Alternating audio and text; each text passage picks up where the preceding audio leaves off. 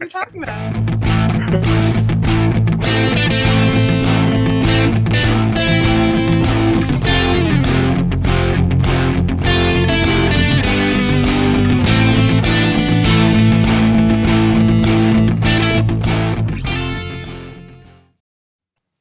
Whoo!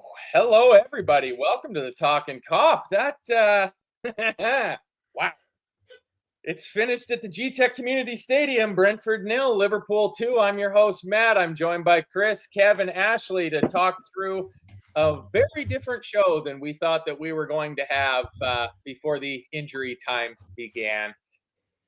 Kev, roll out whichever cliches you'd like, but that's the note I wrote at the end of that game was that's the sort of shit champions do. Yeah, 3 points is all that mattered out of that game. 3 points are massive.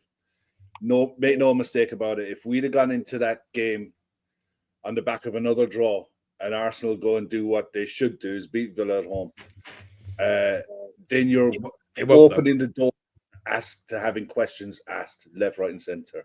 Now there's a shitload of pressure on Arsenal to match what we did again. And as we've seen today, pressure makes players and people do a lot of things. And, you know, that is absolutely massive. Horrible place to go. They make it really difficult for you. And I think overall, we got what we deserved out of the game. But I don't care if you score in the first minute or the 91st minute. If it's the go-ahead goal and you stay ahead, I'm happy. You know, I'll go through that mill for another 5 months. Just give me more of that, please. Delighted, absolutely delighted. That's right. These are the heart pressure or blood pressure rising moments that you kind of have to live with to get along with it. Yeah, we're seeing a lot of what Paul Gormley's saying there. Nunez. I mean, somebody said there, Chris, you know, imagine how miserable we'd be if Darwin hadn't have scored, and that's really felt like what we were. We had a voicemail of Kev which went, Kev sent us a voicemail at full time going, well, that was 5 minutes away from a very different show. This is almost, for me, the perfect weekend. The women won last night. The men won 7 points clear. The only thing that would have made it perfect was my daughter's team winning. My daughter was inches away from the first ever goal for a new club. So I almost had the perfect day today. Listen, me and Ashley were just talking off air. I said, that feels like it could be, from my age, that fucking Makeda goal. Or as Ashley puts it, the Vincent Kompany goal. It feels like it's one of those goals where we build the receiving end where you go, oh, fucking hell. And you're like, shit, we've got to play now and win just to stay level. You know, it feels like one of those big moments. And look, in title runs, you are going to have games like this. The pleasing thing today was, which is what I was peed off in the Forest game, which I thought I hit very well, was I thought Liverpool in general started better and had a bit more punch and zip in their passing, and defensively were actually good. You know, attack today was off until the last 5 minutes, but actually I thought we gave ourselves a solid base to work from, where the whole game I was going, this is a 0-0 or a nick-it game. It's going to fall as a 0-0 or nick-it game. You know, for us, thank God it was a nick-it game, and it's with a player who's had a lot of criticism. So it's always good when they, you know, get one back. So yeah, absolutely made up. Yeah. Sam Tandy says this was the last box we had to tick, the title winner show, winning it late. And Ashley, you've thrown up some what would have been quite damning statistics had we not gotten that across the line. First team since 2014 to have 20-plus shots on target in 4 straight Premier League away games. 37 shots against Brentford, most in a Premier League game for 9 years. It felt rather profligate in front of goal until it wasn't. Yeah. I'm really glad you all got to see that, because I did. What was your view of the goal, Ashley? Talk us through it. I wish I could tell you, because right around 89 minutes, my stream paused, and it did not come back until 95 minutes. So I missed both goals. And so it would have been a lovely surprise, though, when it came back on. Like, it was a lovely surprise, but it was also, I was saying to the guys before the show, like, I don't know what to do with myself because I'm still seething. I didn't get the emotional release of the goals. So in my head, I'm still thinking it's 0-0 and we were awful. And in like now I know that that's not true, but like I feel like my body is disconnected in two places. So I'm gonna have to rewatch those goals. I'm gonna have to rewatch the end of that game. But yeah, maybe I'm just gonna say it was a nice good luck thing where maybe it was karma, because last night I spent quite a lot of time dissing Darwin Núñez in the Telegram chat, and We maybe noticed. it was just karma for me to not be able to see it. So it's fine. It'll be fine. Darwin pinned up on the wall and said, "Cut a feed, John. When it comes, cut a feed." She's round the corner. Yeah. You can do it, John. Cut the feed. We are not on good terms right now. Yes. I mean, we get into the game.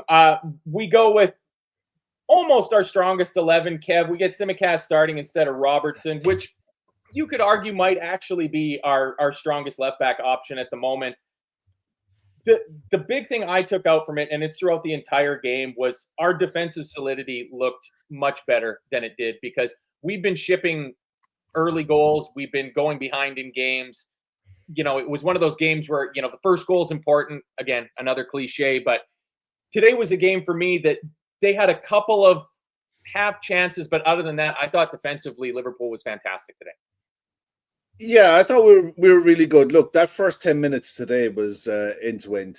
It was a bit more open than I thought it was going to be, but Brentford are always going at home. Look, anytime you go away from home, whoever you're playing at home is going to have a go in the first 10, 20 minutes. It's football. It doesn't matter who it is. They're always going to have a go.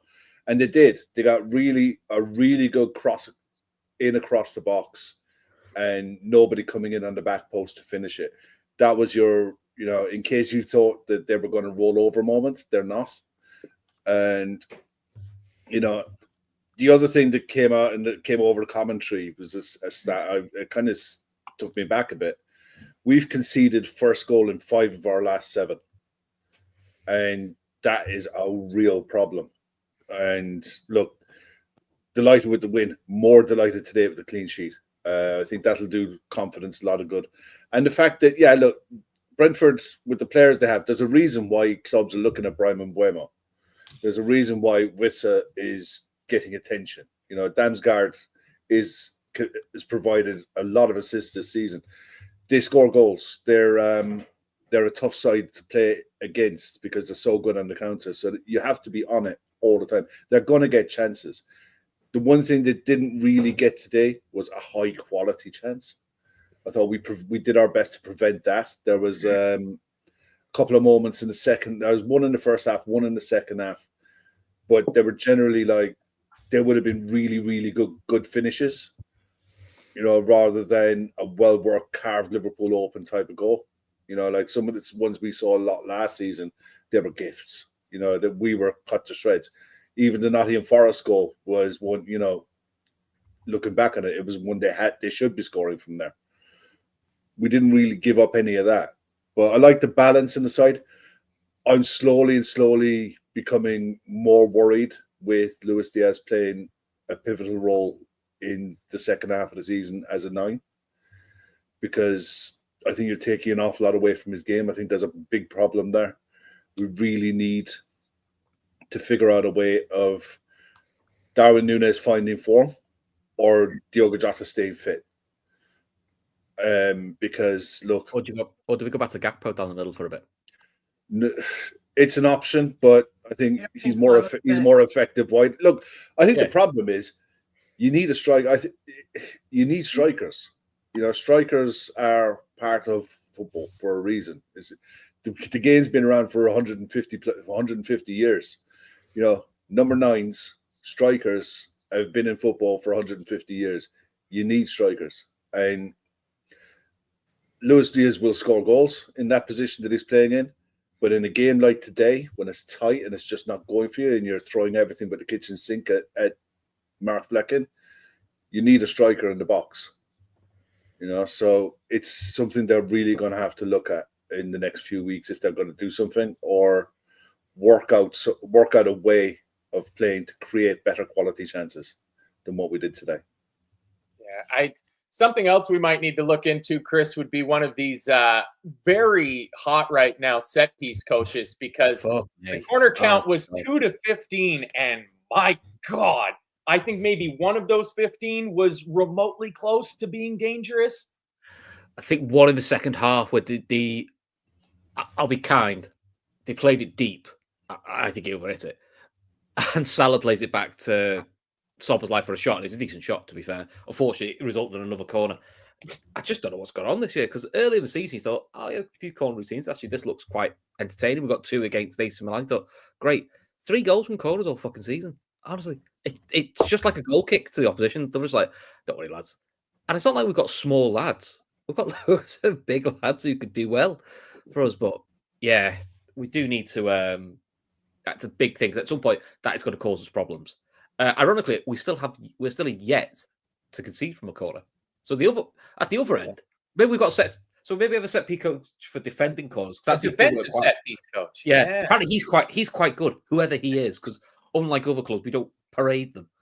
Well, maybe it's the same person, but all they do is focus on the defending, and we do no practice. He or she's really shit at attacking corners, but they're great at defensive ones. It could be that.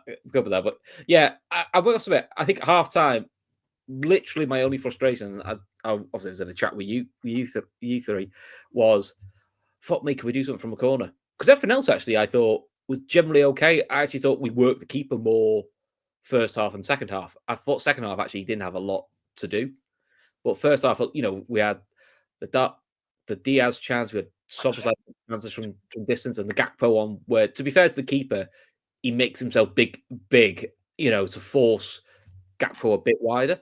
I mean, the one thing they did as a system was they overloaded on their left. So every time we got the ball, they could never get it to Salah on the right. Every time the ball got near the right, it was recycled very quickly back to Gakpo on the left. It was a concerted effort to block off the right-hand side completely. They were almost like gifting the left, saying you can go there as much as you want, and we'll take our chances.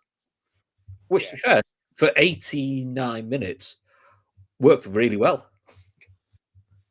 Yeah, I think Brentford, if you're doing a Brentford podcast, you're probably feeling a little bit aggrieved because they put in quite a good shift. They're a very, very good side. Like 91 minutes, and unfortunately, added time is a part of the game. So goals scored in injury time count against you. Ashley, Chris mentioned the couple of partial chances that we had. I didn't feel that we really worked the goalkeeper as much as we should have in the first half, but I went into halftime feeling somewhat positive about it, though I will hold my hand up and say I felt the same way about Nottingham Forest. I mean, again, it's hard for me to kind of like wrap my head around the emotion of the game as a whole. At halftime, I was not feeling awesome. I felt like defensively we looked a little bit more solid, but I felt like we didn't have our finishing boots on at all. It felt like whatever we were doing with shots, it was either straight at the keeper or it was from very far out. And outside of Szoboszlai's fantastic attempt at that recreation of the Hungary goal that's on replay on Twitter, we just weren't, I agree with you. We weren't making him work. I don't think he made any spectacular saves. I don't think there was anything cleared off of the line. Yeah. A lot of it was straight at him or just kind of like a weak shot that was slightly off balance. I think we all kind of said at the beginning of this game, like first goal means a lot because it's not an easy place to go. We're only the third team to get full points at that stadium this year. I don't know what the other two are off the top of my head, but I think it's Arsenal and Forest. Okay, so which are the three and four sides. So says it all really. We've got to at least match their results. I don't know. I mean, I think positive spin. I think defensively we looked good. I think Ali looked good. He grabbed the ball when he needed to grab the ball. There were a few crosses where I thought he did well to read the cross. But yeah, I mean, it was just sort of like, I kind of just left at halftime feeling like meh. Like I wanted to see more because I think after the last 2 draws, all of us have wanted to see a reaction. And there was a little bit of a reaction, but it wasn't kind of like the blood and thunder reaction that I was hoping for. Like I wanted it to be like an all guns blazing, we're going to make this right. And maybe it wasn't the right team to do that against. I think you feel that way because you didn't get to see those goals live. I'm Maybe. sorry. Like I said, my I've got a emotional, totally different outlook on that game. I am absolutely flying after taking those 3 points in the last couple of minutes. Kev, we're at halftime, and like I said, I thought we played well. The one thing that I really noticed, though, from the first half was I thought our midfield was all playing quite good, and our attack was quite poor. Like, the final ball was very reminiscent of the wasted final ball opportunities that we had against Forest. But I thought, like, McAllister was just doing his steady 8 out of 10 McAllister thing. Gravenberch on the ball is just gorgeous, and Szoboszlai looked better in the first half. Yeah, he looked more threatening. He looked like he had a real goal threat about him. That one that rattled off the crossbar. I mean, that's inches. That's hungry Szoboszlai like that, isn't it? Yeah, and in fairness, there was a few. I wonder if Slot sent him out with a shoot on sight policy, because Konate had a crack from 25 yards as well. I was like, I stood back. Well, yeah, I stood back when I saw Ibu winding up. I was like, this is going to go one of two ways here. You know, it's either going to rifle in the top corner. It was always going one way, which was or he was going to hit it really high and really far. And that went really high and really far. I do think the shoot on sight policy is fine, but I do think there are certain players where you go like, you don't score, just go like, so Karate and people like that. Lovren. Gomez. When he's like, Gomez. Yeah. Right, when you get the balls, lads, just lay it off to somebody else. Yeah, that was that was my only worry. Robertson. To be fair to it, I'd be like, don't shoot, just pass it. Yeah, I mean, it's one of the few worries in the first half. The other one, in fairness, I thought going forward, Costas had a decent game. You know, there were points when he was overlapping and Gakpo was coming in behind, tucking in, and vice versa. It happened both ways. In Buemo, it was a problem for him all game. Picked up that early booking. I thought he managed it really well. Brentford didn't expose that. We were lucky enough that I thought he got a bit more protection after the yellow card, which, to be honest, he probably should have been given before the yellow card. Exactly, yeah. Costas, yeah. But it was typical Costas defending that cost him the yellow card, trying to win a ball that you can't win. You know, you can't. There's certain times when defenders have to read the room and say, I can't win every ball. And if you're going to get tight to someone like Brian Mbeumo, you either got to win it and win it clean, or foul him, but be a little bit subtle about it. Not try to swap shirts on half hour. But look, the way the first half panned out, we had some really good chances in the first half as well. There were a couple of really good chances. But in the main, it felt like huffing and puffing and nothing was working. We had 19 shots in the first half, but we had 5 on target. The corners were atrocious. I think we had 9 corners in the first half. The first corner that we had, Ibu got under it. He got a bit of a header on it. But other than that, Brentford defended them comfortably. And my biggest worry throughout that first half was the way our corners were going, Brentford would get a counter right. You know, because you have that many chances. If it was roles reversed and the side had 8-9 corners on us, we'd fancy our chances to get a clearance right and get a counter right. And with the quality that Brentford have on the counter, that was my biggest fear. That was my biggest worry. The delivery into the box was either too short, too long. And in fairness, I know we take the piss out of Arsenal with their set-piece coach and what have you. The one thing that Arsenal do with corners, better than anyone else, is they force the keepers into either a save, or when they're challenging for the ball in the air, there's a second action. The ball generally drops in the box and they're all alive to it. None of that happened for us today. You know, it's a worry this season. I don't think, I've said it for a long time, we do not create enough good chances from corners. And we really should be. No chances. There was no chances from corners today. It's terrible. The closest one take any corners today? No. The closest one was the McAllister at the near post where it goes off the side netting, and you get that was in the second half. Yeah, because it ripples the net. But I mean, even out of all 15 of the corners, like it was. I'm surprised McAllister doesn't take a few more corners because we know we can deliver. You know, let's be honest, the fullbacks at the moment, Trent and Tsimikas today and Robertson previous games, have all been off with their corners. So I don't know why you don't allow McAllister to give it a go. But this isn't it can't be any worse. Pretty much all season long. It's not new. You know, and it's a problem that hopefully they have to address. And I think the only way you can address this is training. You know, it's time on the training ground, but you have to work on set pieces. And if I think a lot, but we had a few at the very start of today's game that were outswingers from both sides, and then they went to the in-swinger and they stuck with that pretty much for the whole game. There was one, I think, that we took short, and that was it. You know, there was no real variety to any of it. It was whip it in, and hopefully someone gets on the end of it. We've got to be better at that. You know, going forward, it's a must. We've got enough lads who are good in the air. It's not like we haven't got people who are good in the air. You know, Van Dijk's good. You know, Kanate's good. We know Jota's good. Nunes can be. You know, so we've got plenty who know how to head it. It's just finding the opportunities or creating the space, whether it's a bit of a short corner routine or just something to change the angle. But listen, let's focus on the good stuff. There's loads of that. Precisely. Thank you, Chris. And speaking of the good stuff, was Cat joining us as a member on YouTube. So welcome to the Nippy Carpathians Bar, Cat. If you want to get into the Telegram, email Gav at talkinkop1@gmail.com. We're up to like 62, I think, in there now. So the chat is always flying.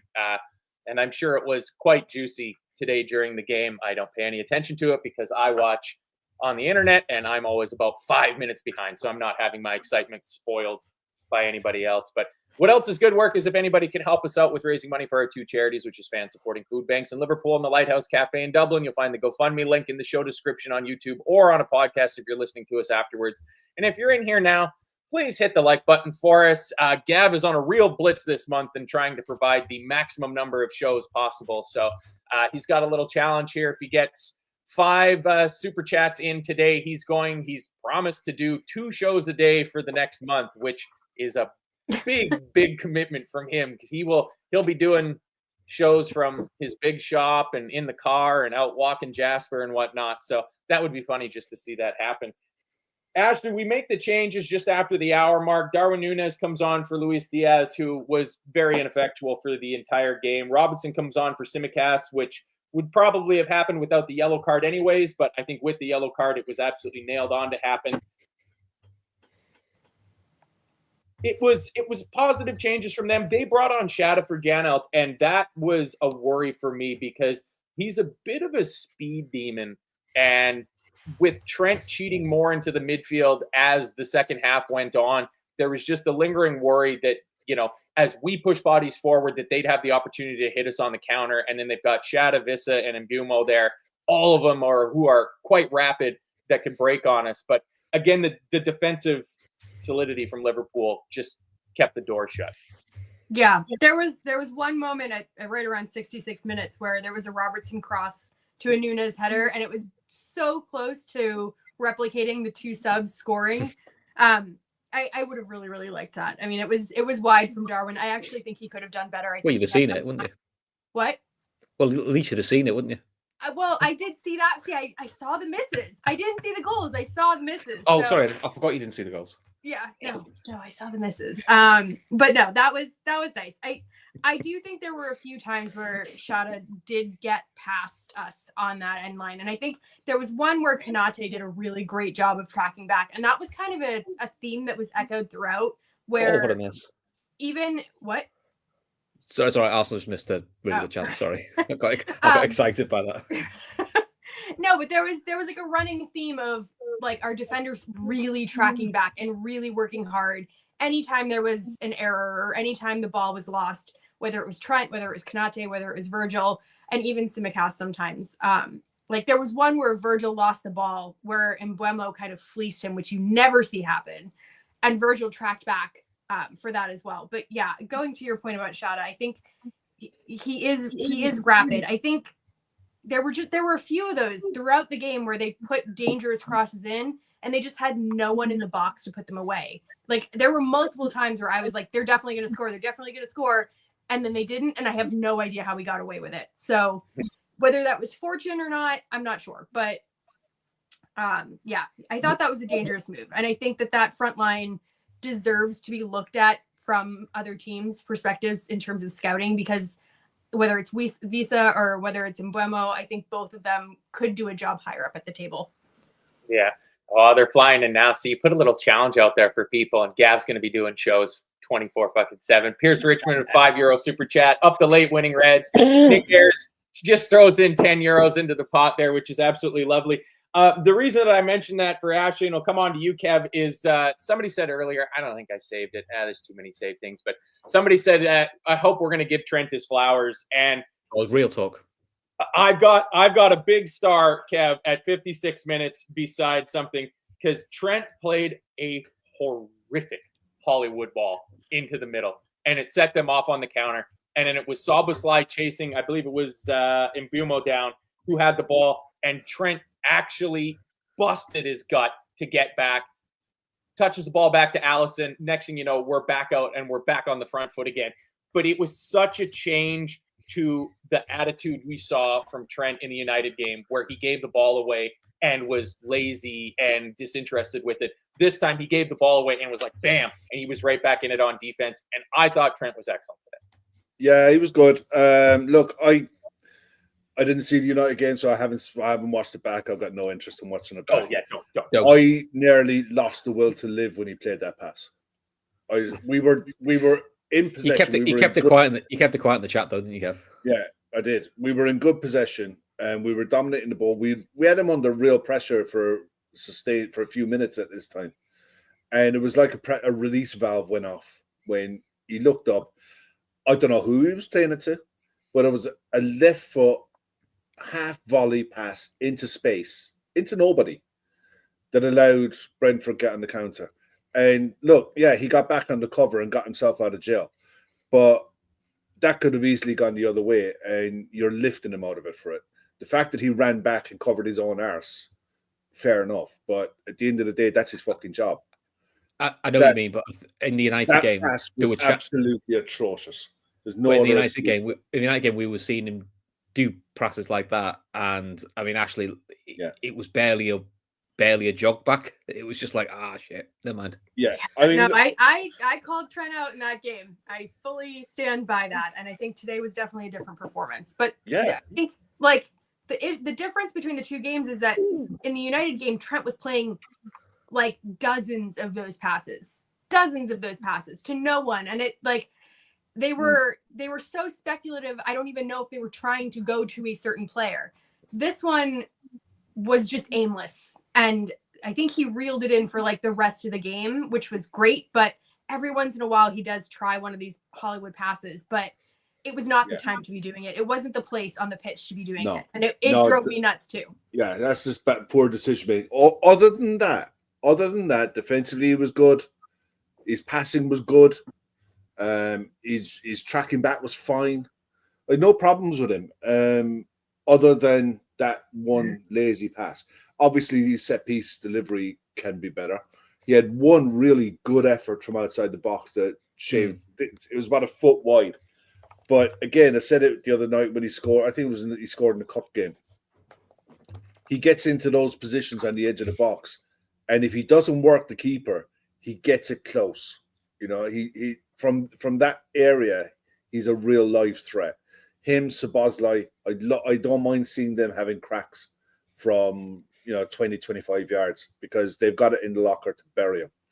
But overall, I thought he had a good game. But yeah, that one blip, he was lucky he got back and covered his arse on that. Really lucky. Yeah. It's we were still kind of prodding at the edges, trying to draw him around. Somebody in here had said that, it was an impressive show of patience from us to keep possession and move the ball around. Like, there was multiple times where all of the outfield players, like everybody except for Allison, was within about 30 yards of the Brentford goal, and we just kept pushing up and pushing up. We make a pair of more changes. Harvey and Jones come on for Szoboszlai and McAllister, which was kind of strange. I was almost expecting to see Kanate go off and Gravenberch to drop back. That's what I thought as well. I thought he might have done that.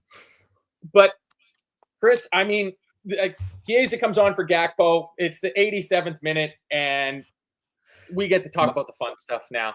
We'll try to be as descriptive as we can. I'll just listen, because it'll be new for me. Actually, you could do your bit in a minute. You could tell us how you saw it. Just talk about what the WhatsApp messages were like. Just talk about the black screen. It'll be great. I am, yes. I'm very much. Really nice today. Thank you. He's like this every day. It's all right. I'll get him in now because Ashley will get her own back at me at some point, and it'll be glorious. It'll be glorious, no doubt. The build up to the goal goes Trent, Elliott, Trent into Darwin, and I mean Trent will get the kudos for the assist. Darwin will get the kudos for putting the ball away. But for me, Chris, it was the pass outside Harvey pass. Elliott makes. Yeah, we were saying that on our chat. We're going to give Núñez his flowers because to be fair, he's had enough pelters, so he deserves his flowers when they come. But that pass from Elliott you can tell he's been training with Mo Salah because that's a Mo Salah pass. That outside as a boot it just cut through that Brentford defense, which to be honest, you didn't get through that Brentford defense very often today. And Trent, tries to do it first time, pass falls back to him, cuts it back again. And Kev said it to us earlier, and he's right. He said, that's the goals I want to see my striker score. Right place, right time, poacher's goal. And listen, he made the most of that celebration. It was only his 4th goal of the season. I don't mind getting booked to taking his shirt off. That normally means he scored. So I can live with that. But listen, that's what you want from him because when he come on, he was lively. He was doing his usual Darwin things of stupid shots from stupid angles, which do frustrate you. But if he does that, that's all you want to do. That was reminiscent of you thought that's what he did at Forest away last year. It just felt, and you felt the relief of that's a big goal. That's the big goal when you think it's not coming. You're thinking this is going to be petered out into a frustrating 0-0. We're going to have to try and find a positive in it being a 0-0, which there aren't really many. And it's not that we played terrible. It's just like it's another drop point. So you kind of didn't really want that conversation. So absolutely made up for him. And then I think I missed you guys. And listen, I saw the goal flash up on my phone before I saw the goal because I was so excited it was 1-0 thing. Right, just sit it out. And my phone literally flashed up 2-0 Núñez. I went, no, that can't be right. We've already just scored. No, it's like literally like buses. 2 very different type of goals. The second one is more aesthetically pleasing and showed a bit of composure that he hasn't always shown. The touch to bring it into a better angle and then does what Darwin does, which he puts his foot through it, keeper's no chance. But Kev was right. What he said to us earlier is the first goal's the better one. Is that's the Jota goal. That's what Jota does when he's fit all the time. He's there in the 6-yard box tapping. Thanks very much. Listen, Robbie Fowler, Michael Owen, as much as we dislike him, the best strikers, Ian Rush, made a career off lots of goals like that. Right place, right time, tapping. Thanks very much. I'll take the points and worry about the pretty stuff later. So, listen, I was pleased for him because it's a player who's been criticised, some of it rightly, some of it a bit over the top. That's a big moment. And again, it probably does slot the world of good because, you've contributed now. That win's all on you. And you can tell him that. So maybe you'll start against Ipswich and say to him, right, back it up. Because Jota's probably not going to play midweek. He's probably not going to play Ipswich. So you've got another 2 games now. Back it up. Make me pick you. And I have to say to Luis Diaz and Gakpo, sorry, guys, you're fighting for one spot. Have that nice problem of, God, we've got loads of good players here. We don't know which ones to pick. That's a nice problem to have. But I was made up for Elliott because he is heavily involved in both goals. So somebody's had no minutes. And he's come on and made an impact, which might do himself some good in Slot's eyes going, oh, okay, that's what he does. Because that's kind of what he did when he came on against Crystal Palace last year. Came in at 0-0, gets the winning goal pretty much. But he made a habit last year of doing that, coming off the bench and creating and scoring goals. So it's a good reminder for us to Slot that Elliott's a key thing to bring on. Yeah. I think, Kev, that was my big takeaway from the end of it, too. Like, everybody's going to say Darwin, needed that goal, getting 2 of them. That's just absolutely fantastic. But for me, it's been Harvey Elliott because I'm never shy of saying I absolutely adore Harvey Elliott. I really want him to succeed for Liverpool. And he's been kind of struggling to have any sort of impact when he's been brought on or in the cup games when he's gotten a start. And this is the sort of performance because he plays the pass into Trent that sets up the first goal, and then he plays the ball to Darwin for the second goal. And I mean, the second goal, by that point, Brentford are pushing a lot more players up the pitch, and the game breaks up a lot more, and we're able to actually break with numbers against them. But you still need to pick the pass out. Darwin still needs to keep the composure to not try to lamp it first time and blast it, out of the stadium completely. Perfect.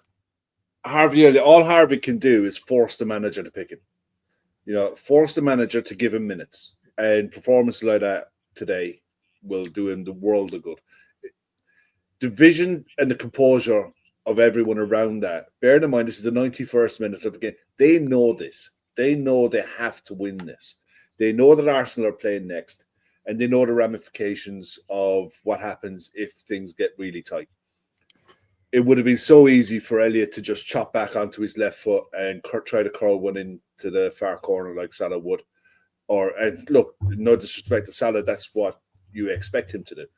But the 1-2 and the quality and the weight of the pass for someone who's, like you said, had 5 minutes of football is brilliant.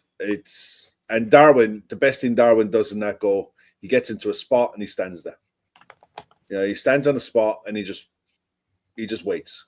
And the ball finds him and he slots it away. Brilliant, lovely goal, especially for a striker who you can tell a mile off he's a confidence player. This will do him the world of good. I was looking at some of the posts after on social media, and you're seeing the Liverpool accounts are going to, get as much mileage out of this as possible. He'll see this, and hopefully, he'll get the confidence from it.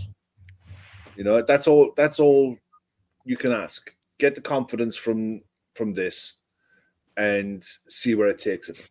But I want to see him play more. I want to see a striker playing in the number 9, and no one is ever going to question his work ethic as a Liverpool player. He works his socks off, but ultimately you're judged on your goals, and he's no different to any other striker. If he can get on a run of goal scoring now, that's gold. That is absolute gold for us, because everyone in their ante would sell him in January to prize striker. But have that conversation again in February if he gets on a run and scores 6 in his next 8 games, and see what it's like. And he's well capable of doing that, because as we've seen today, we will create enough chances for him to get the chance to score. He's just got to be Johnny on the spot to take the chance. That's all you can hope for. The first goal, brilliant, spot on the money. Second goal, I was delighted to see Chiesa come on and have a part to play in the goal as well. Really wanted him on earlier. I think he gave Cody as much chance as possible. Brought Chiesa on in the 87th minute to have a go, try and do something. He was involved in the build-up as well for it. And the second goal, a touch in the box, put the finish away, job done, 2-0, relax. Because even when we scored that one on 91 minutes, there's going to be another 4 minutes, because they'll give an extra minute for scoring the goal. And Brentford killing the clock from the first minute bit them in the end, because ultimately, they had to go for broke after we scored the first, and we just caught them on the counter and finished it really well. But for me, it's a deserved win. We were the better side. We forced the chances. The chances they got were really of our own. A lot of it was off our own making. They didn't really do anything to carve us apart. Not that much. We forced everything in that game, and we got what we deserved in the end of it. Yeah. And I mean, speaking of getting what you deserve, a challenge gets put up and a challenge gets met. 2 shows a day to make Gav suffer, and now he has to do it. So Scouser Pete helping getting that across the line. Thank you very much, Pete, for your generous donations. Of course, all the super chats on the channel will pay their cut to YouTube as is required, and that rest of that money will get dumped into our charity fund. So everybody's doing a little bit of good work there. But I mean, all around, like Wizard says, late winners in football are the best. Ashley, was your stream back on for the final moment of note in the game? My stream came back on when Nunes stomped on the ankle of Collins and didn't get a second yellow card. That's what I don't know how he I does. I missed the good part, and then I screamed at Nunes, being like, "What are you doing?" So yeah. It's so Nunes. Both ends of bad Nunes and nothing of good Nunes. I did rewatch the goals though. I went online. I rewatched the goals. The one thing that was really interesting with the Nunes goals is he was right in the box, like right where a typical number 9 is, and he wasn't doing extra stuff. He was focused on getting the ball into the round or the rectangular thing that is the goal. And he wasn't worried with tracking back. He wasn't worried with movement in the box. It was just about getting the ball in the net. And I think perhaps simplifying things for him and trying to reel it back to what he really is good at, I think that could be a really great tool in our arsenal, because I do think there's something to be said about Diaz in the 9 kind of maybe being more understood by other coaches now. They've got the tape now to review. They know his movement. It's not his natural position. So, they might be able to combat that a little bit easier. And I think having multiple options in that 9 position going forward is going to be something that we're really going to need, whether it's Jota, which I'm hoping this isn't too bad of an injury, or Nunes. I would love to see Nunes contribute. The feed I was watching, when they gave the lineup out, they went, I was no Jota today, said because he's suffering with a thigh issue. I went, okay. Oh, I was like, where's that come from? I thought it was just a knock, but every no one in the UK Jota injury, it gets slightly more because no one in the UK saying anything, saying it's a niggle, but then the feed I had was saying it's a thigh issue, which I'm thinking they're not normally quick. No. Yeah, so, I don't know. I mean, that's a worry. That is a worry. I mean, that feels like you sent a quote or something from Slot saying, that he was completely unlikely to be here on today's game, but it was also going to be a struggle to get him back on the pitch. So it sounds like that might be something a little bit longer. I've now saying Dan's might not go on loan. Yeah, so that to me says not a week. Yeah, that says to me that's some sort of tweak or pull, right. Which is incredibly frustrating. But let's not end on that note. Let's talk about something else positive. Yes, exactly. Well, it's I mean, can I chip in there with one thing before absolutely anyone? Not. Well, I'm doing it anyway. Massive credit to the traveling fans, mainly because you can imagine how easy it would have been for fans in grounds to go after Nunes, especially he just hasn't been on it. They haven't. Nobody has. Everyone's been right behind him, and the roar that went up when he scored. Everyone, I don't care who you are, sat at home watching it, out in a pub watching it, in the ground watching it. Everyone would have felt exactly the same. We're all fucking made up for him. And we just want to see that more. That's it. Nobody's going to go after him, for missing chances. But put in performances like that, everyone will be right behind him. The traveling support today was unreal, because it would have been so easy for them to turn when they'll know better than anyone how much we needed 3 points. And they never did. They stuck with them all the way. And, like the players on the pitch, fans in that ground today got what they deserved as well. A fair play to them. By the way, Sam Tandy's agreeing with you there. Says the Talkin Kop's been brilliant this season. They were singing all second half when it was 0-0. I can only lift our players. Dare to dream. The one criticism I've got of Slot, is he needs to work on his poker face. Because if VAR looked at his fucking face when Darwin put that tackle in, he's fucking off. Honest to God. He should have been off. It was He should have been. If we're being honest, Rose reverse, we'd have wanted the second yellow for that. But honestly, Slot needs to work on his poker face, because fuck me. One thing I did quite like as well is the two managers had a disagreement over something and just laughed it off. Yeah, shook hands. It was competitive, but not in a nasty way. You know what I mean? It was competitive, but it's like, you know what it's like. And then that's it. I quite like that. Ashley, what a stat this is. Just peppering it in. I said positive notes. If I can't see Nunes score the 90th minute goals, at least I can talk about it in stat form. Yeah, no player in Premier League history has scored more 90th minute winners away from home than Darwin La Pantera Nunez with 3.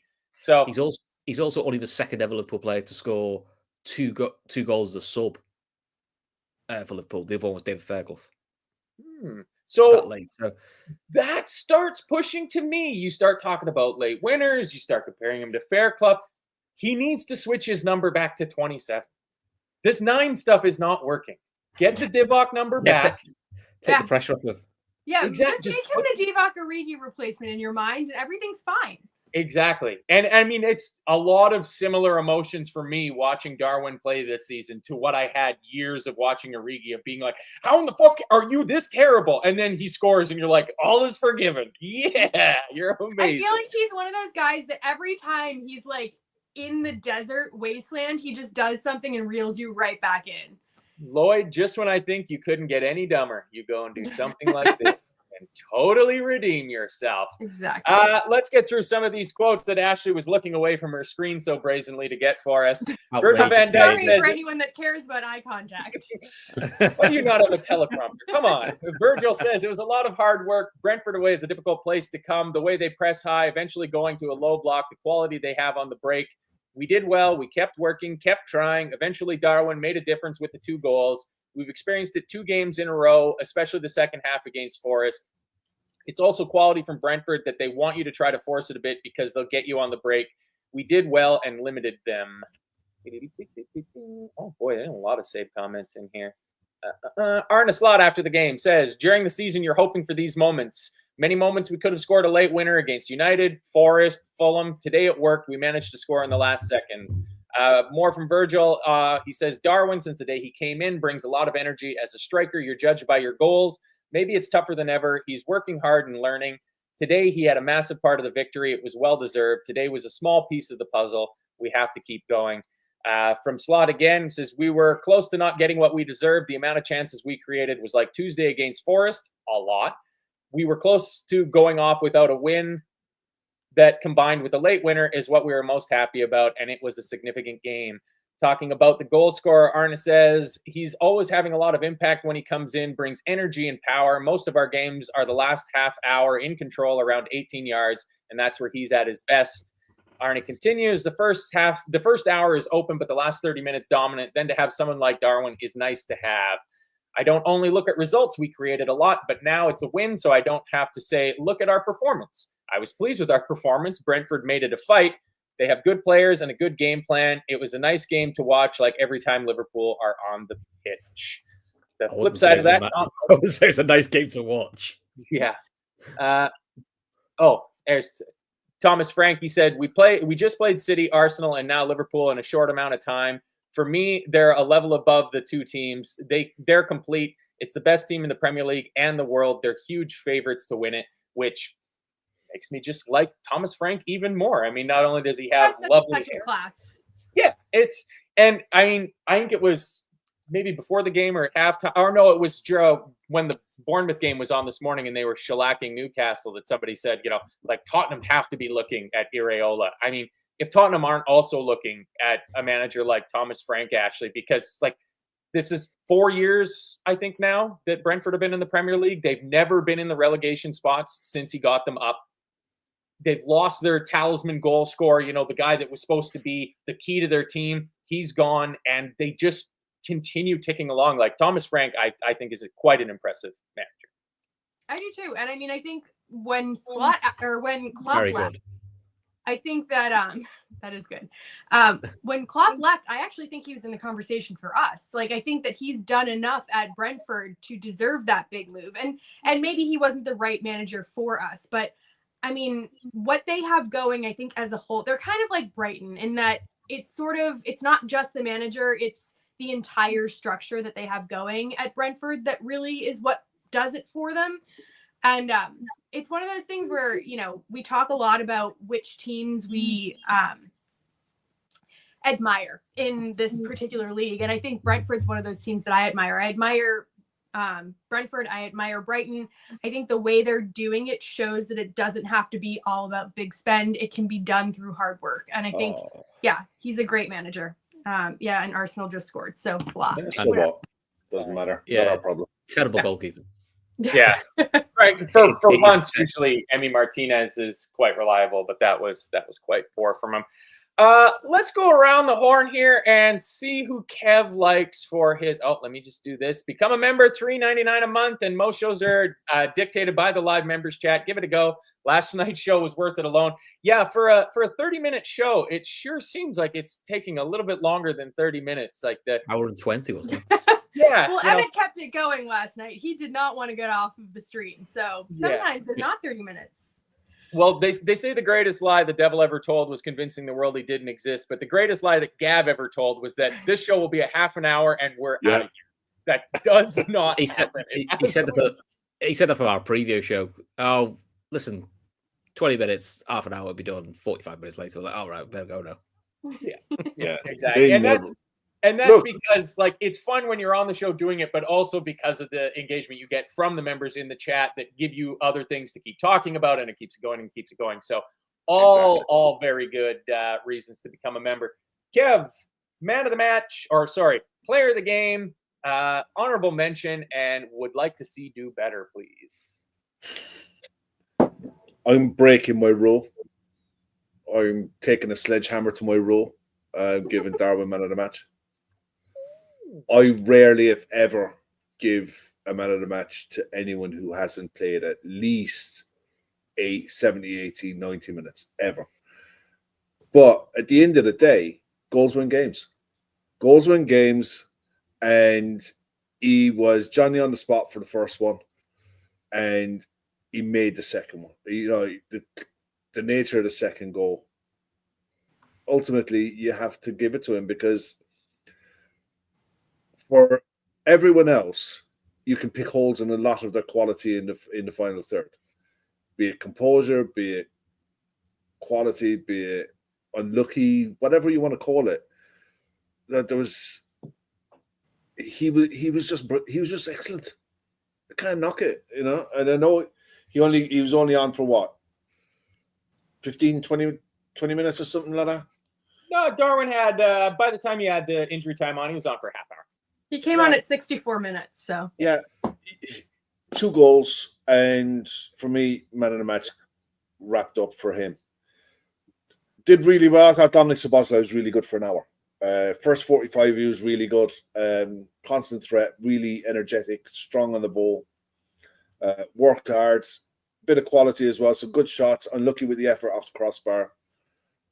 Could do better. Again, Salah was fairly quiet. You know, some of his take-ons 1v1 against the fullback, he lost control of the ball when he was running. It was it just wasn't his day, you know, and it'll come around. You know, he's level with Thierry Henry now for what seems like an age. You know, that goal will come, and he'll get on another run again of just being unplayable. Yeah. He goes through these kind of forms. That's not to say he was terrible by any stretch. He wasn't. It's just it didn't work for him today in front of goal. You know, or even on the periphery in the final third, it just wasn't for him. There were others. Don't get me wrong. I mean, but you know, I gotta leave something for you guys. Yeah, there you go. I'm Let's to see be if you fair, pick out the glaring one. yes. To be fair, I'm going to come back to Ashley for your nominees and make Chris go not last but third. Ashley. No one cares what your point is. So before Kev's fucked off now. Kev's done his bit. I'm off. Before the goals went in, the goals that I didn't see, I was going to give my man of the match to Szoboszlai because I thought that his running was fantastic. But I actually agree with Kev here, where I think the goals win the games. There's a lot of times where I will give a man of the match to Salah because he's the one that puts the ball away, even if he doesn't play very well. So I'm going to concur with Kev and say that that Núñez wins the man of the match, even though I didn't see the goals, because I just think that after everything, him being able to come back and put the points on the board and seeing what it meant to him. I've been watching the reruns. Like, he looked like the most relieved man in the entire world scoring those goals. So I'm really, really pleased for him. My honorable mention, I think, is going to go to Konate because I think he looked back to his normal defensive best today.